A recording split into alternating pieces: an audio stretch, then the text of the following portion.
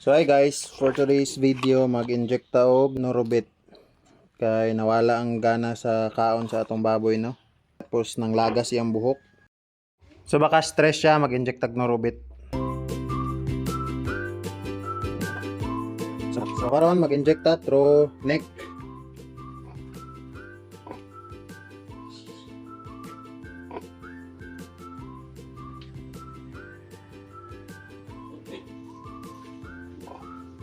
Ato ang inahing baboy dayan nga time no, dili siya makatindog, siguro siya higda.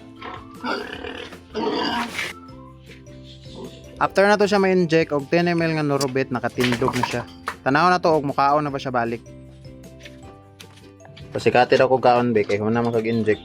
Tsuga kaon pro buyag pero ang liog. Nausik yung mga tambal Massage na to be.